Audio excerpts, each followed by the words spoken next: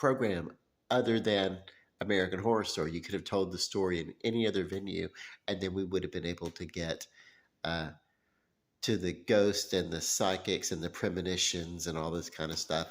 Uh, as it is right now, we're getting characters who are dying, and then on their deathbed, they're having visions and kind of like, oh, almost like, you know, visitations from their past, and they're looking over their life kind of thing or whatever. It's whatever.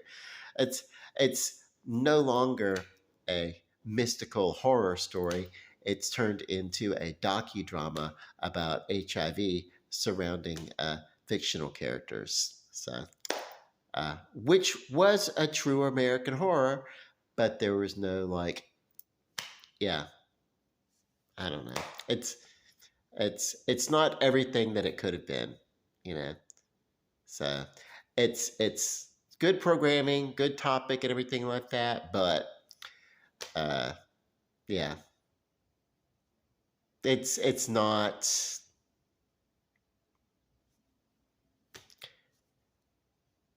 It's not the monster. It's not the ghost that's going to jump out and get you. It's not.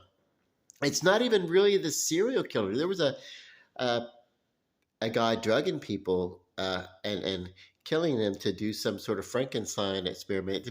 But that's not even that what the story was about. Really, it was always about this. And so yeah, they.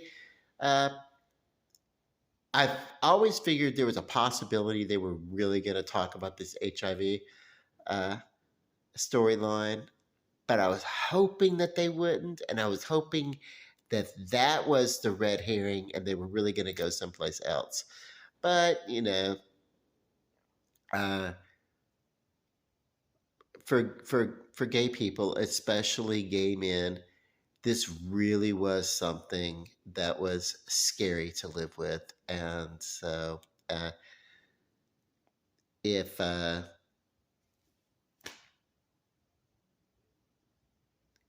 because I was like sometimes I would like uh, turn down uh, opportunity for liaison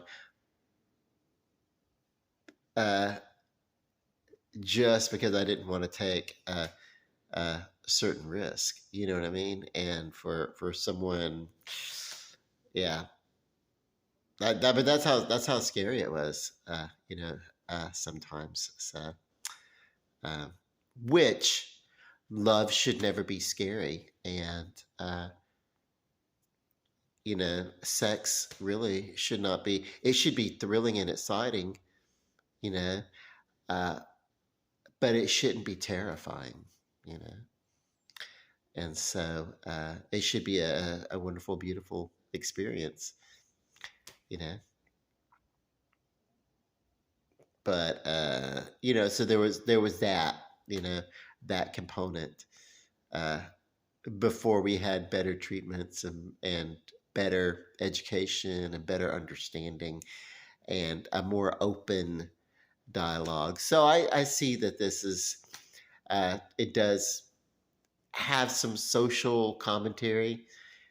I think that's the thing. I mean, American Horror Story has always been about fun, and it doesn't really hit you over the head with social commentary that much. The closest it ever does to that, and that's with all their productions, is they don't mind telling stories to take like some gay or queer characters or something like that and kind of bring them into the forefront and not let them be sideline characters, but they become characters that share an equal uh, screen time with straight characters, and that's about the closest they've come really to you know the social commentary. It's just come to be the equal opportunity or equal representation or fair representation within the media.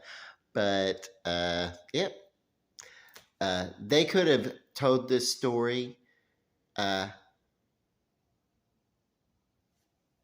with Pose, and the backdrop and everything like that. And I'm sure they did. I wasn't a big Pose fan, uh, which is I really tend to love. Uh, I loved when they did Scream Queens for Fox, and I love American Horror Story. And then, of course, I loved Feud, and I've loved a couple of the American crime stories that they've done. But I don't just love every single Ryan Murphy, Brad Falchuk production just for the sake of it. I do tend to watch more of their programming than the others, but there are two 911 uh, series, and I'm not fond of either one of those. Uh, um, although it's more like if I watched everything that I wanted to watch on TV streaming or something like that, I really wouldn't have time to enjoy anything else. Okay, so well, the season is over with. Uh, I got so far into it that it was like, at this point, that's what I was thinking like last week. It's like at this point, it is what it is, and it's not going to be. Uh, it's telling the story that I'm not really that enjoying, but I've only got one more week, and I'm gonna go ahead and finish it. And it's kind of like reading a novel and getting into it and find out, it's not really. I kept waiting for it to get more interesting, but it really didn't. And yeah, it's something else. I mean, I wasn't like really drawn into these characters, you know. Um, a divorced cop who's into leather is married, is having, and the I don't know this. I don't know. There wasn't too much that was relatable. There was a one character that was a photographer that was kind of you know being exploited by someone who's older and more financially stable, and maybe he's a little bit of a climber or something like that. I mean, I think when I was in my 20s, maybe I could have related to that character just a little bit, but that was just I don't know. It's in general. There's not a lot going on here that I find relatable, even as a gay person. These are gay people playing gay characters and everything like that. But at the same time, it's like I've always been on the outside of everything anyway, so I don't really. Yeah. And this wasn't my world. I didn't live immersed in gay culture, even as a gay person. It was like, I'm Shreveport, Louisiana. Even when I moved to New Orleans for a while, it was like it wasn't to be like a gay person. It was more like I was an artist, uh, uh, wanting to become an artist, and so what I did, and theater people, and everything, and yeah, there are gay people, but there were mostly like hetero people, you know, uh, and I didn't go for the party. I went for the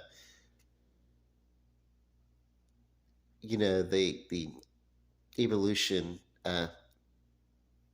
of myself as an artist, and finding of myself. It wouldn't. I didn't live in a whole gay community where everybody in my circle was gay. I mean, I knew gay people and everything like that, but it wasn't like, ooh, I didn't have the need for that. You know what I mean? And it's probably because my family, uh, though we talked about all that kind of stuff, we really, I had a good relationship with my family. Uh, you know, we had to take a little bit of time to learn how to talk about things and answer questions, because it was a new thing for me, uh, even though not so much of a new thing, but the openness of it was a new thing for me, because I wasn't open as a child, and as a teen I wasn't open about my sexuality, and so mainly because I didn't have much of one, but but it was new for the adults in my life too. It's like because people didn't talk openly about those things, and now we do, and it would be a different experience. Uh, so there was a lot of learning left to be done on all sorts of parts. And when you love someone, you kind of forgive. Uh, you forgive miscommunications and misunderstandings uh, in the wake of wanting more understanding. You know, so yeah. Uh, there's a lot. Yeah, there's a lot that's interesting in this show, but like I said, just the whole like this whole like village gay culture kind of thing. Whatever. It's like uh, I kind of like the seasons where they kind of tell stories that are a little bit more balanced. But like I said, this is primarily telling the story of early HIV infection, even before they really knew what it was. And they kind of will get into the moving into later in the 80s and 90s and kind of get into the denouement of some of the characters, what happens to some of the survivors of this time period of this story. It kind of follows their narrative a little bit, but for the most part, it's set in 1981 and nobody knew anything, and that's the story, and whatever. So I don't know. Okay, so I've talked for about 40 minutes. I may have talked into two videos. I don't know. I wasn't paying that much attention, but yeah. I don't know. So a lot to talk about, uh, but not really. It's a conversation that I've had so many times uh, because I used to be a pre and post test counselor for our local resource, which is the Philadelphia Center here in Shreveport, Louisiana. Back in the early '90s, I did that for a long time, and then as a peer support uh, specialist. I have counseled with people who have had various health conditions, including HIV, uh, and have tried to help people find resources and things like that. So, it's I mean, uh, it's been a while since I've been uh, in uh, the social service business, and a lot of my information obviously is outdated, especially when it comes to uh, treatments, because there are new medications and everything like that. And it's just, all I can say is it's a good idea for people who are uh, sexually active to be very uh, open and communicative, especially with the medical community, but also with your partners, and uh, realize that it's not over with yet, but it could be. It could be. Anyway, uh, Love and Light. It's an interesting show. Brings up an interesting topic. However, and it's a necessary topic, we still need to have these conversations. However, it has taken away from the experience of American Horror Story being American Horror Story. It's a very atypical season. Uh, so next season, let's bring back uh,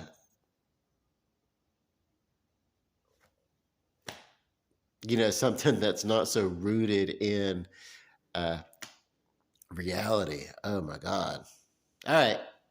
Love and light. Good night.